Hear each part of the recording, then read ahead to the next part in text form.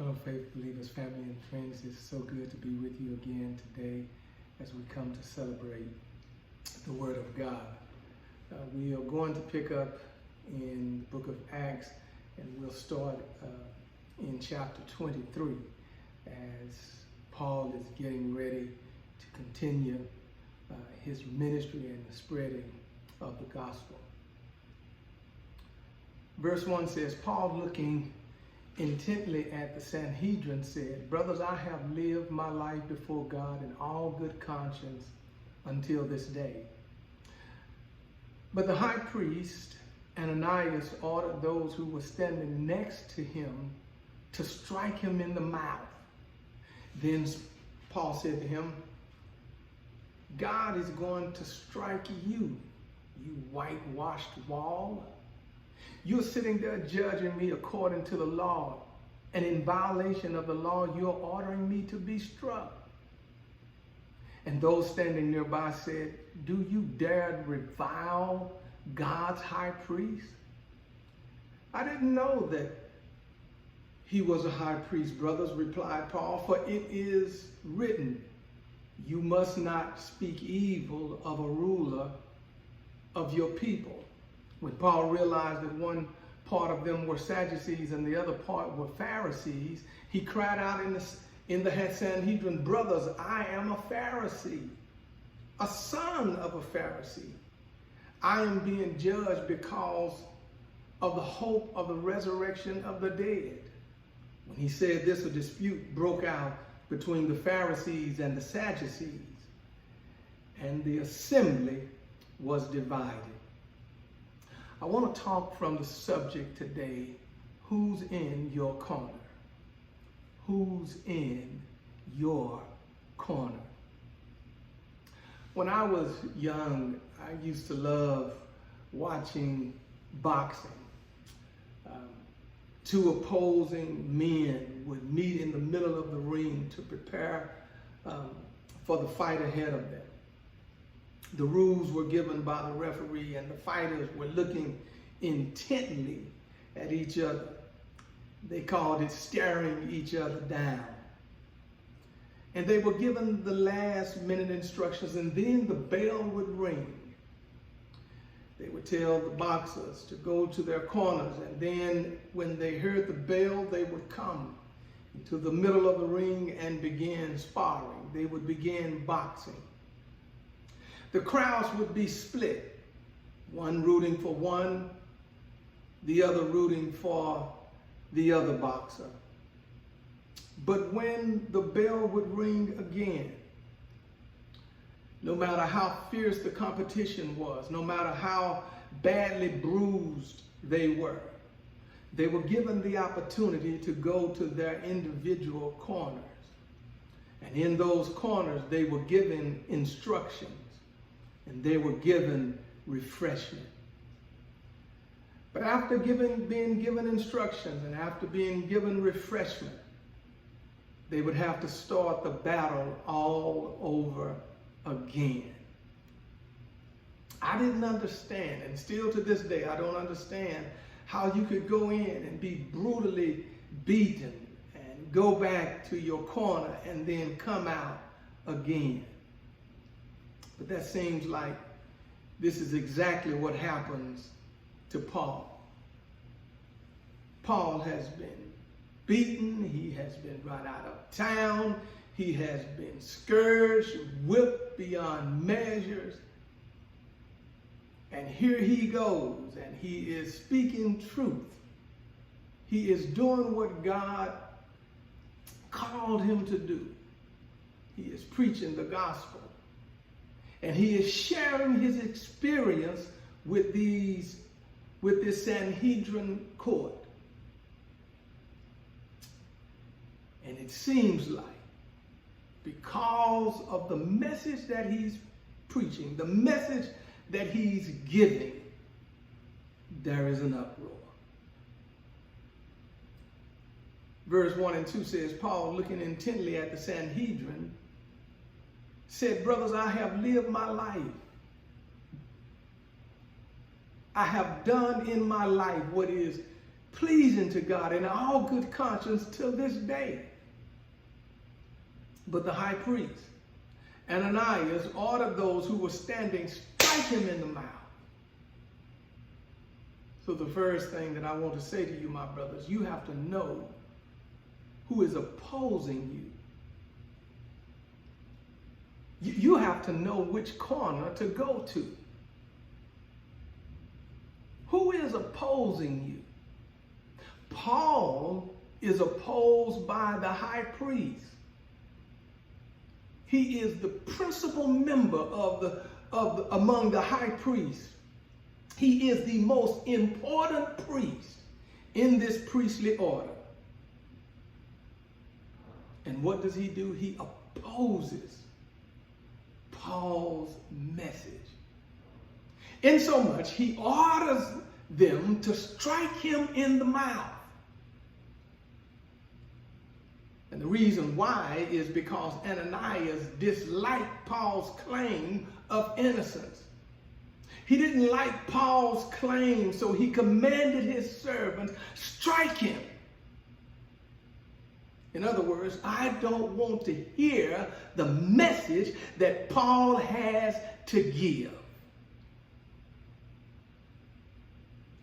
Strike him.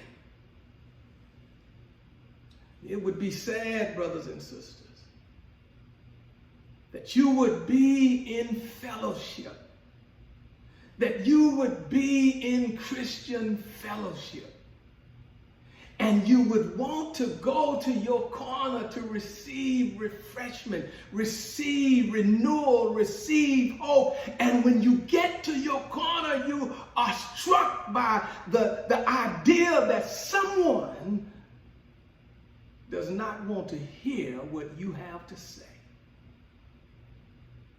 Strike him in the mouth. He's not innocent. What he's saying is not truthful. Strike him in the mouth. I don't want to hear what he has to say. And so Paul responds.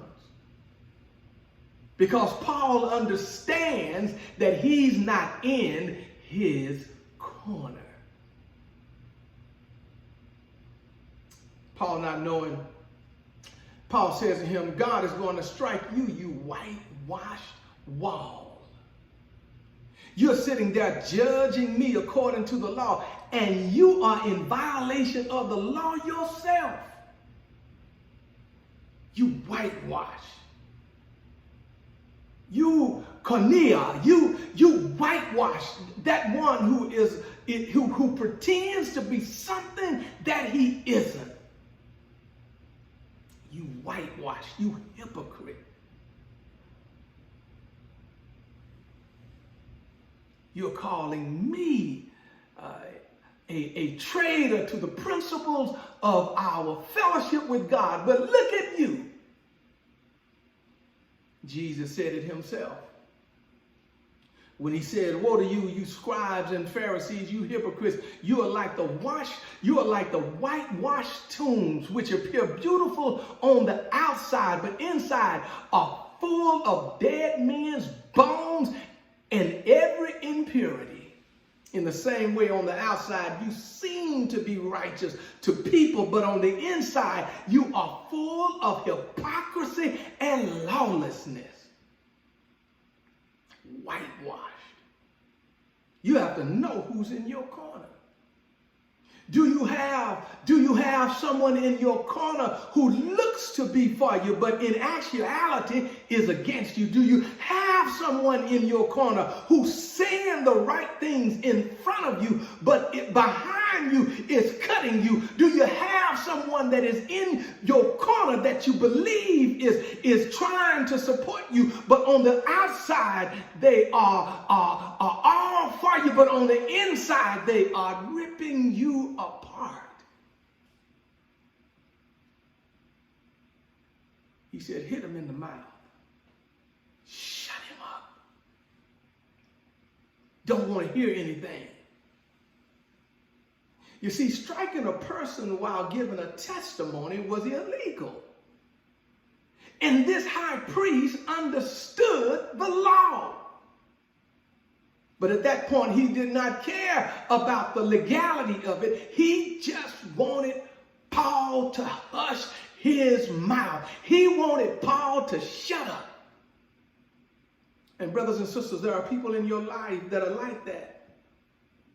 They are whitewashed walls. They look clean on the inside. They are giving you all types of accolades on the outside, but on the inside, they want your ruin.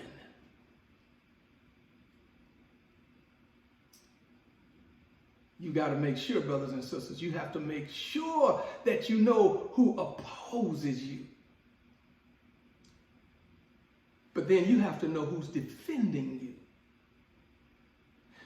Verse 6 picks up and he says, when Paul realized that one part of them were Sadducees and the other part were Pharisees, he cried out in Sanhedrin, brothers, I am a Pharisee, a son of a Pharisee, and I am being judged because of the hope of the resurrection of the dead. When he said this, a dispute broke out between the Pharisees and the Sadducees, and the assembly was divided. The worst thing in the world, brothers and sisters, is that you can have a divided assembly. Now, what caused this division? What caused this problem? What caused this split? Because up until now, these who are a part of the Sanhedrin court were totally against Paul's message. They had rallied together.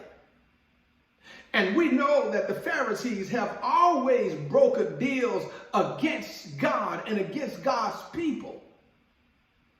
When Jesus comes on the scene, his greatest adversary were the Pharisees. And you would think that these Pharisees would not be in his corner.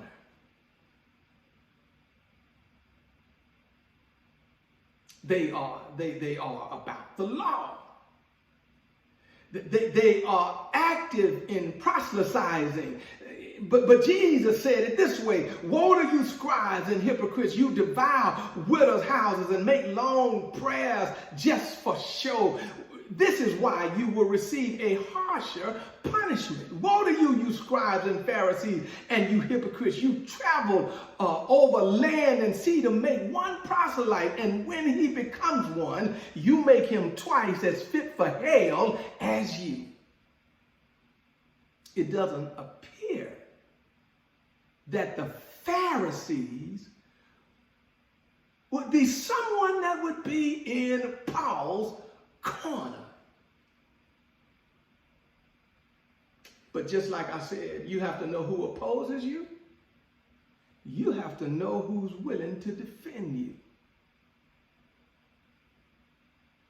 And here's what I believe. Here's what I believe when Paul starts to give an account of who he is and what he believes.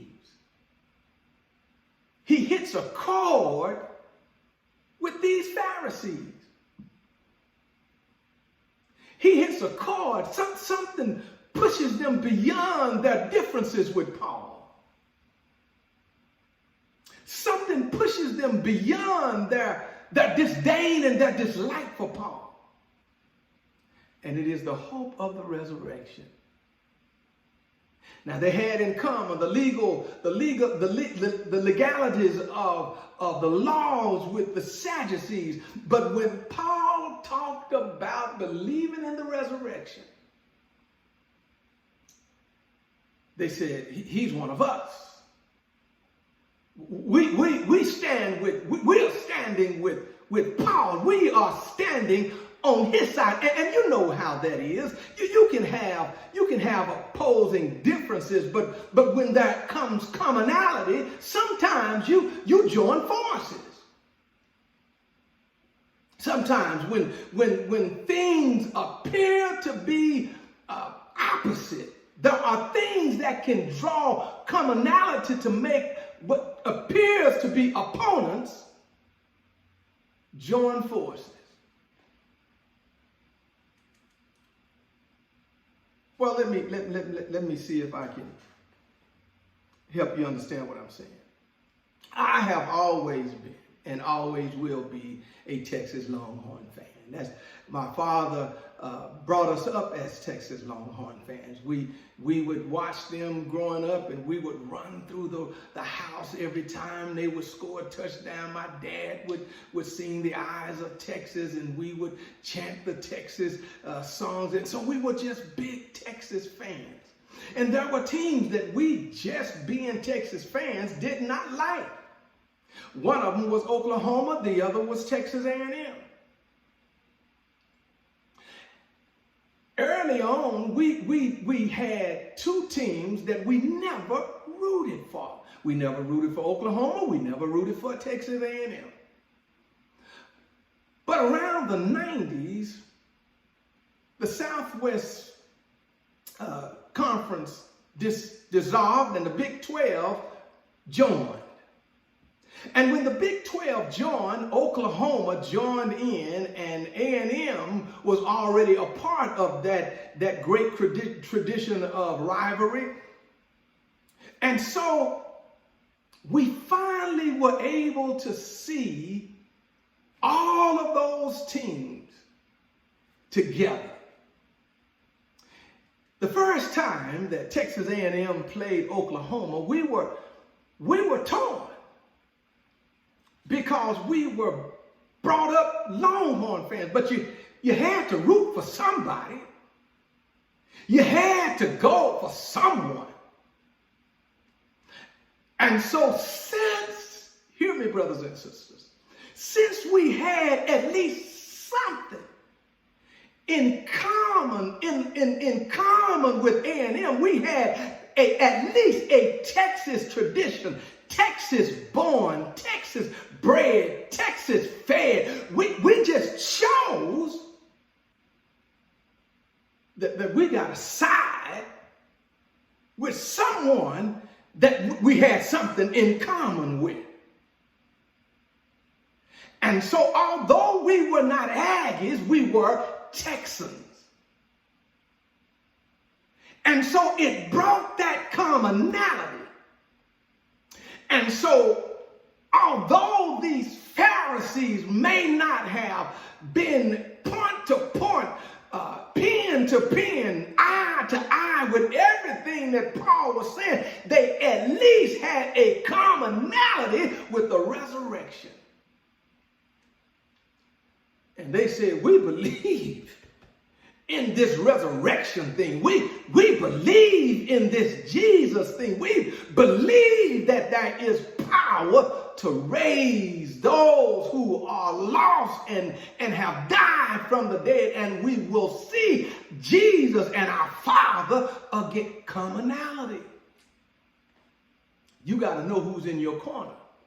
Don't have someone in your corner who is opposing you. Have someone in your corner who has things that are bound together with commonality. Have people in your corner that knows how to love right. Have people in your corner that knows how to give right. Have people in your corner who knows how to bring about peace. Have people in your corner that knows and believes in the power of God. Have people in your corner that knows how to lift up bowed down heads. Have people in your corner that knows how to resurrect a broken heart. Have people in your corner. Don't have people in your corner that's going to oppose you when you're trying to do good. Don't have people in your corner who's going to try to oppose you when you're trying to live for Christ. Don't have people in your corner who's trying to oppose you when you're trying to lift up the name of Jesus. But then have some people in your corner who knows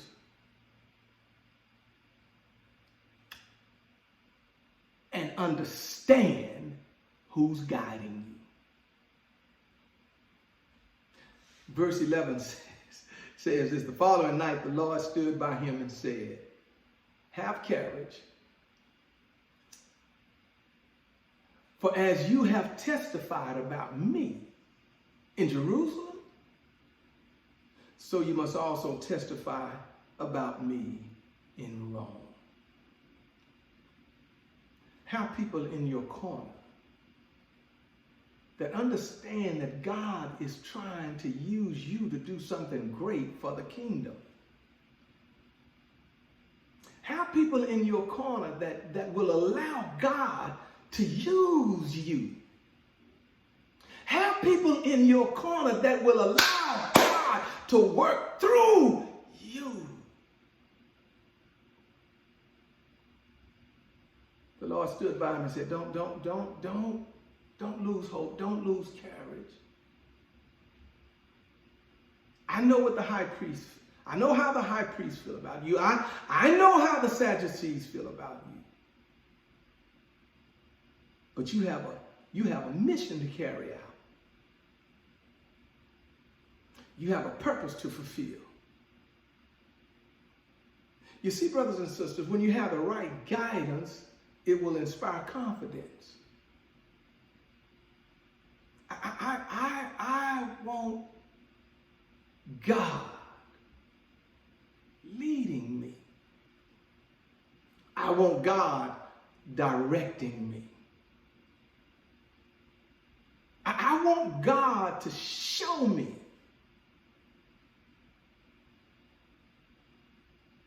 If I've been in Jerusalem and you want me to move to Rome, Lord, show me. Paul wants to minister to those who are in Rome. And he says to him, don't be afraid. There are some mighty things that lie ahead of you. We all have some things that God has planned for us to do.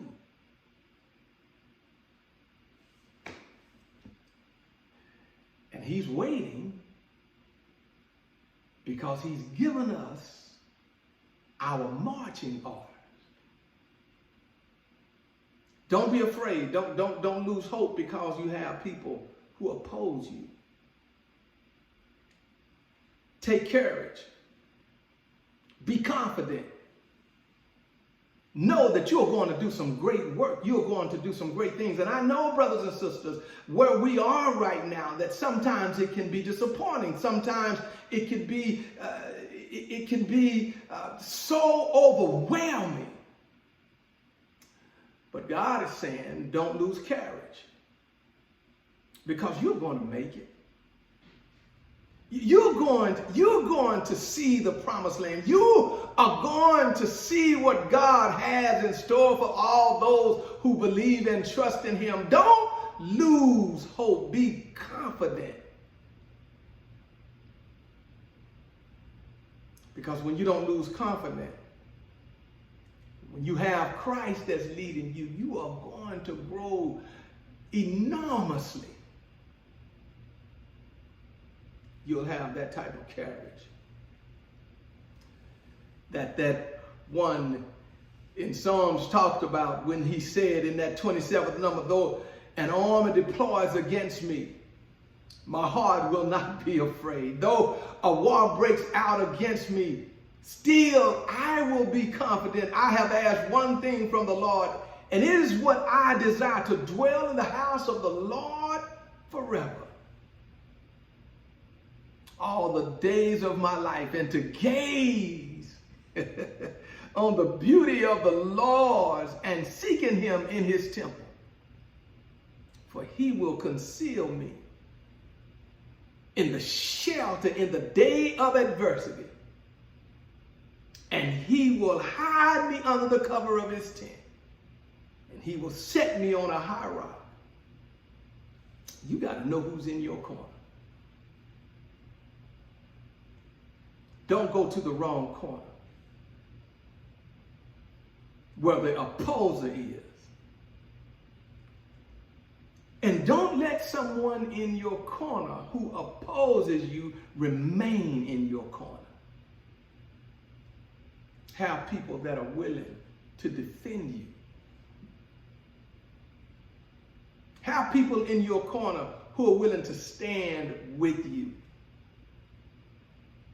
And then have people in your corner who knows who's guiding you. We all need that guidance. We all need someone holding us, showing us the right path. And I don't know anyone greater than God himself. So know who's opposing you. Know who's defending you. And know who's guiding you. I pray that your hearts have been changed, your minds renewed, and your souls revived. May God bless you, and may he keep you, is my prayer.